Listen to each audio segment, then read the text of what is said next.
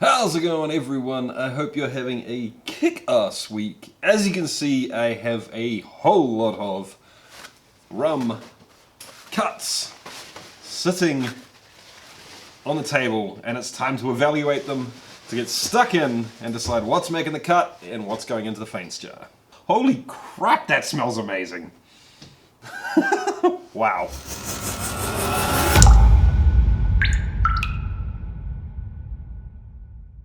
Welcome to Distiller, everyone. I'm Jesse, and this is the channel all about chasing the craft of home distillation and making it a legitimate hobby. I make all sorts of videos about distilling, wash recipes, running the still, and of course, blending the cut. So if that's what you're into, guys, if that ages your spirit, have a look around, check the content out, and if you dig it, hit the subscribe button down below and don't miss anything. Alright, guys. This is Buccaneer Bob's rum, and I cannot wait to get stuck into tasting and blending this together. It smells absolutely bonkers. As soon as I walked into the shed, I could smell this, and it kind of knocked my socks off, to be perfectly honest with you. Right off the bat, I need to say that I have been able to find very little information or sort of taste guides on what to expect from rum.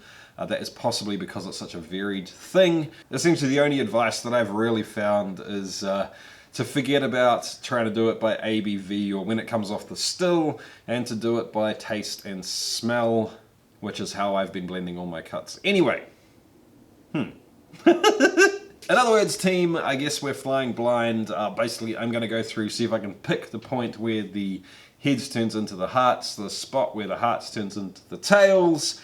And other than that, I'm basically going to be picking what I like, popping it into the blend, deciding what I don't like, putting it into the faints jar, and anything I'm on the fence about, I will try making a little mini blend and see how it tastes.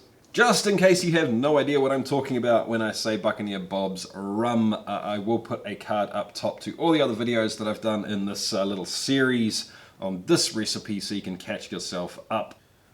And I currently have 45 jars sitting on the table, which range from 79%, which is the very first jar, actually all the way down to this here, which is the very deep tails. This is sitting at an average of 15%, I believe.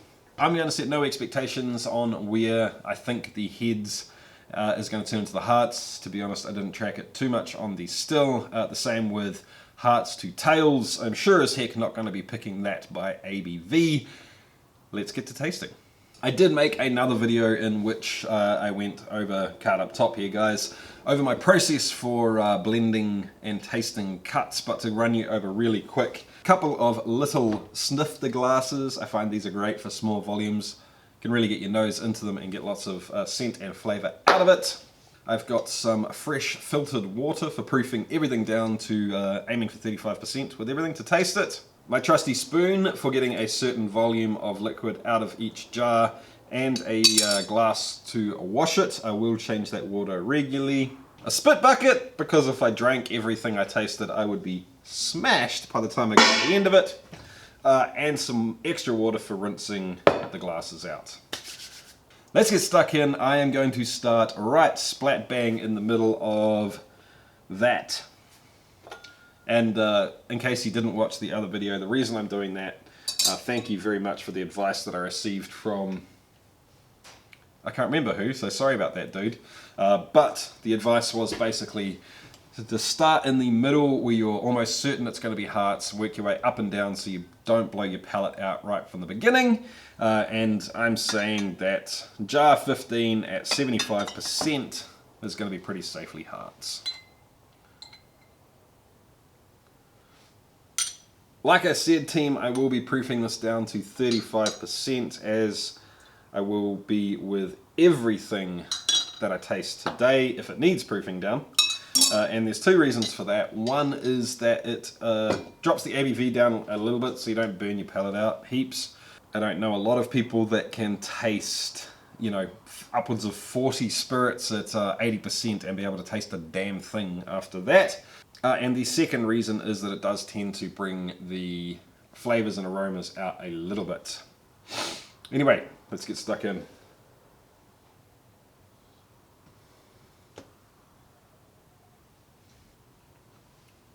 I gotta admit that was a little harsher than I was expecting. The nose doesn't taste like anything that I would really expect coming out of a rum. To be honest, it reminds me almost of the higher ABV stuff from the Bastard Wash. It's got a little bit, it's a little bit grassy, a little bit hayish. On the tongue it does have a little bit more of the molasses flavour. But like I said, that is a bit harsher than I expected. Now I have been warned that rum can be pretty potent straight off the still, and that even just a couple of weeks of mellowing will do it wonders. I also have been made very well aware that the real rum flavours, the molasses flavours and the butteriness comes further down in the tail. So let's jump forward 10 jars now just to sort of get a little bit of the lay of the land here. So jar 25 is at 69%, which is getting a little low, but I would expect this still to be not tails yet, I would hope. 69. Yeah, okay, so there's the rum flavour that we know and love.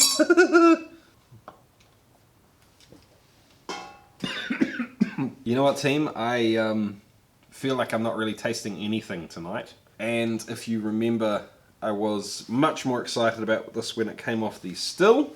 To be honest, I'm not entirely sure what's going on here. So, I did bring some tea out because I find that a relatively strong flavour that disappears off your palate quickly can help reset for me. So let me have a swig of that. And what I might do as well is actually grab a little bit of a spirit that I know relatively well now and use that as a bit of a calibration for how I'm feeling tonight, because let's be honest, sometimes your senses just aren't the same as they are at other times, and it could be that my perception is off tonight. So just a second. That should do the trick. Wow. I'm definitely tasting things differently tonight. Anyway, so I know that my taste's a little bit off. I do want to do this tonight though, because this has been sitting on the table for 2 nights already, and I'm not going to be able to do it for the next 2 nights. I don't really want to let it sit out here for 5 nights in total. But now I know that my taste's maybe a little bit hindered tonight, so apologies for that, guys. I feel like I'm back in the game now. Alright, jar 15. Jar 15 is in. It has a slight apple flavour to it, not much on the nose other than a little bit of grassiness. So I will be writing all of this stuff down, which I have found makes it a whole lot easier when it comes to actually blending stuff together, because there is no way you're going to remember all of this junk. Trust me guys, it ain't going to happen. Anyway, number 14. 14's even lighter and fresher than 15. Almost none of the grass, which is interesting. That's a little bit more spicy, not as in like chili spicy, but almost like Christmas spices in a way, but only just a little tiny bit of it. I'm not getting any of the apple either. I do get the feeling that because there are so many big crazy flavors kicking around in a rum, that this is going to be really hard to articulate what I'm tasting, because I get the feeling that every jar is going to be this weird mix of different esters, and that certain fractions, especially 500ml fractions, aren't going to stand out as anything in particular. But anyway, let's soldier on and see where we get to. So number 13 is at 75% as well, but it's got a much softer mouthfeel, which is interesting. Velvety, not buttery, if that makes sense. A little bit of that grass. Not a lot else in there, to be perfectly honest with you. 12 has a little bit more heading towards tropical, sort of fruity flavors when it comes to both the aroma and the smell. But once again, nothing actually that big or bold, which is really interesting. 11 has actually a little bit of almost funk going on there. Not a sour funk.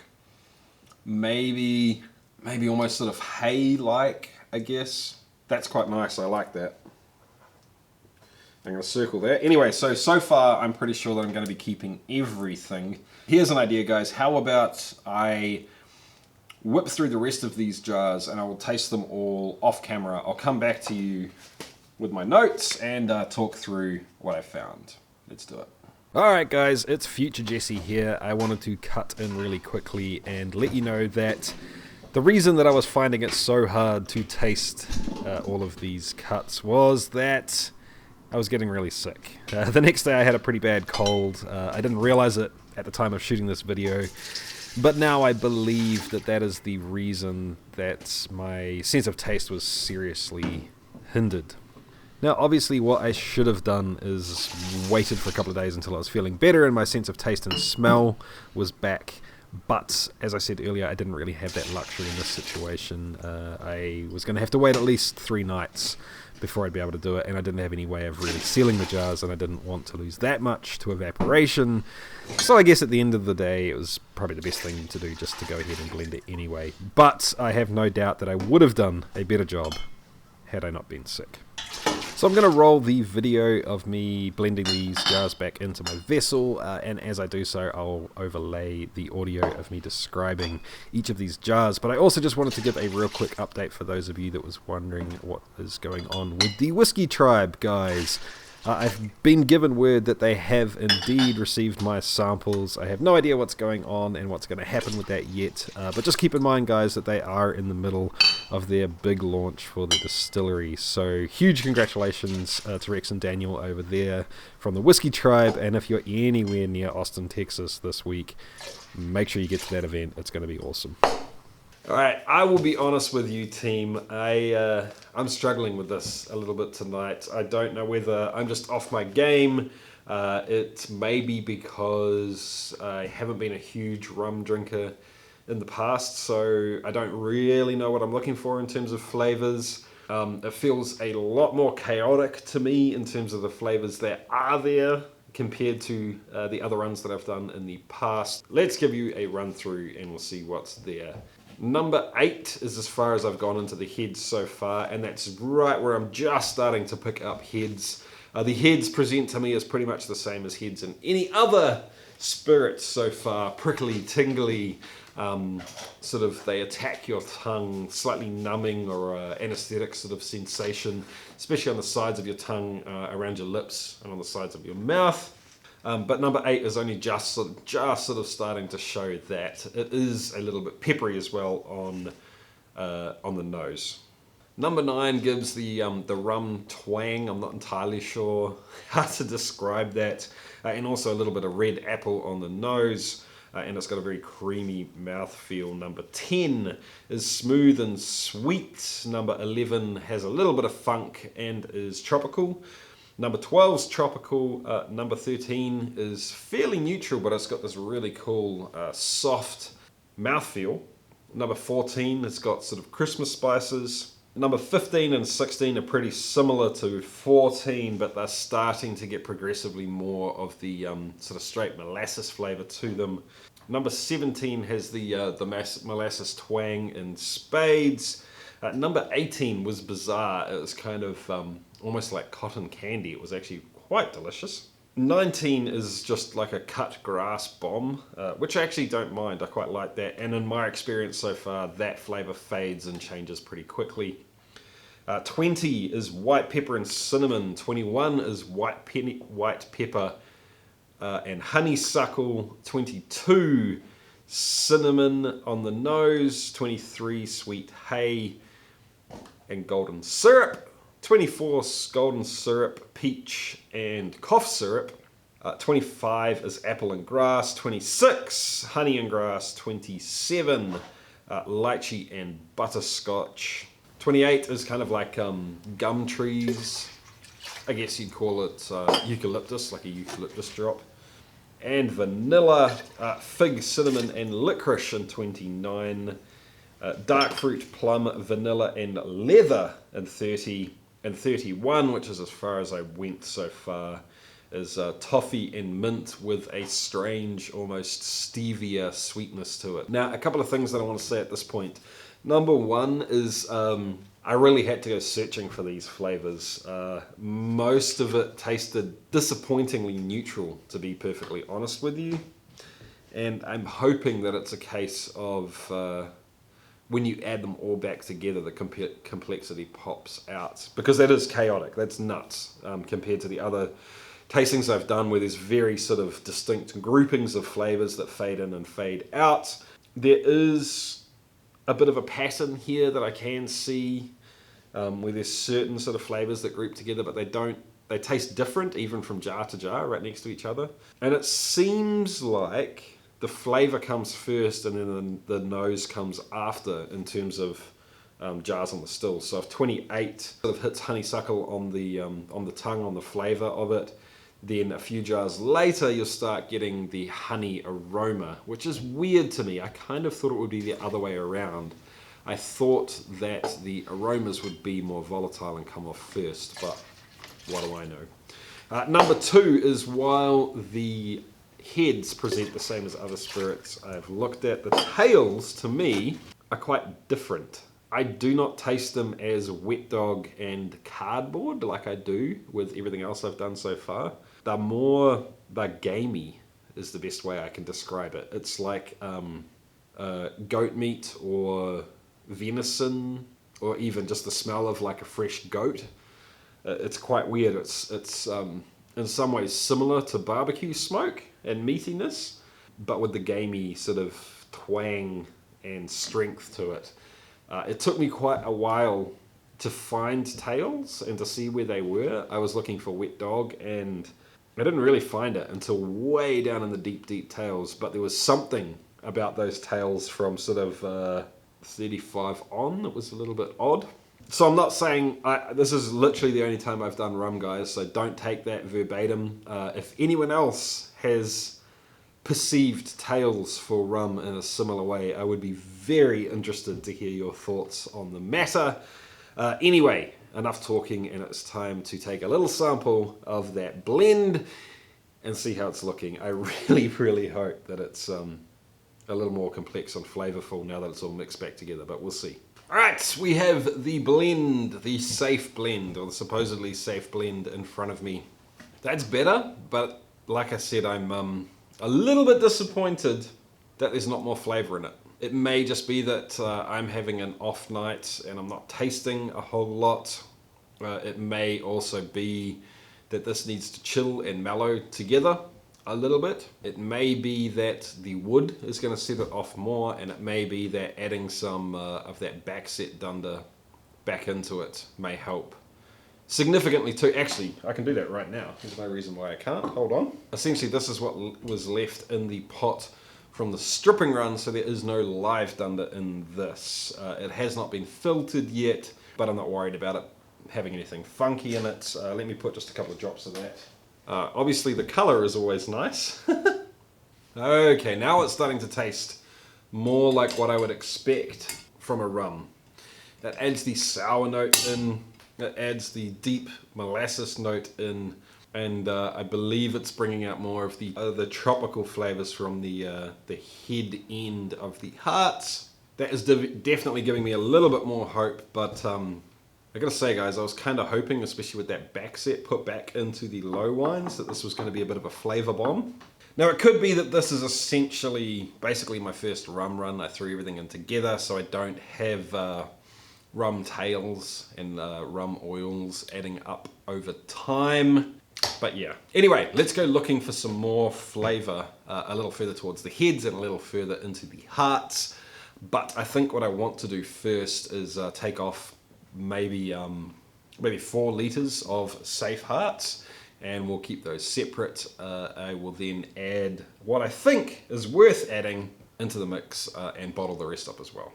So there we have 4 litres of safe hearts from the Buccaneer Bob's Spirit Run, which is at pretty much exactly 70%. Now the idea is that I'm going to take this, I'm going to put it aside. If what I do from here on in completely wrecks it, and essentially I just need to run it again, then cool. I've got this here. It is what it is. I'm just sort of hedging my bets, and I'm really interested to taste the difference of this compared to the next blend as well in a couple of weeks' time, when potentially my sense of taste and smell is performing a little better.